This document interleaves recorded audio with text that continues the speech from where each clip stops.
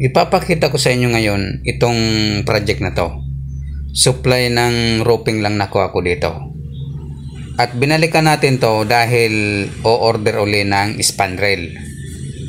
Kaya lang medyo nanghihinayang ako dahil parang nasayang lang yung ginastos nila para sa roofing.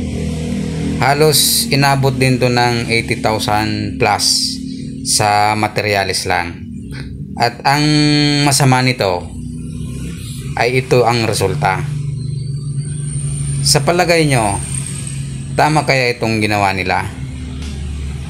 Siyempre, kung wala kang alam, wala kang ideya pagdating sa roofing, sasabihin mo okay na yan. Kaso sa marunong tumingin, maling-mali talaga yan. Dito kasi sa portion na to, dapat naidugtong niya na yung end or side flashing. Diyan mo makikita yung tunay na latero. Kaya lang wala naman tayo sa posisyon para diktahan yung architect. Kasi sa totoo lang nag-alok tayo dito sa installation. Kukunin ko sana ng 30% yung labor. Dahil madali lang naman to skill yung type yung design. Kaso sabi ng architect, may mga tao naman siya at sa tingin niya kaya naman. Kaya lang ito nga yung resulta, hindi gawang latero. Kasi kung titignan mo, kung talagang latero yung gumawa, doon pa lang sa dugtungan, sa kantuhan ng gutter to flashing, malalaman mo na marunong yung gumawa.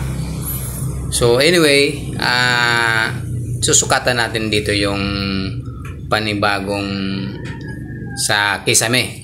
At syempre, iiwasan na din natin magkomento tungkol doon sa nakita natin na trinabaho nila. Wala naman tayong puder na para pagsabihan kung ano yung dapat nilang gawin. Ang sa atin lang, kung umorder sila, pa-orderin. Pero doon sa mga makakapanood nito, dapat talagang hihimayin nyo yung tao na nababagay sa ibibigay nyong trabaho. Dito kasi kailangan talaga, kung gusto nyong maganda, latero yung kukunin nyo. Yan po yung pinaka magandang tip ko sa inyo.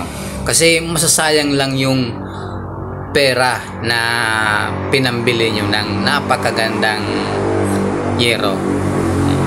Tulad nito, stainless pa naman yung gutter. Tapos ganito yung magiging resulta ng pagkakagawa. Di ba pangit naman tingnan?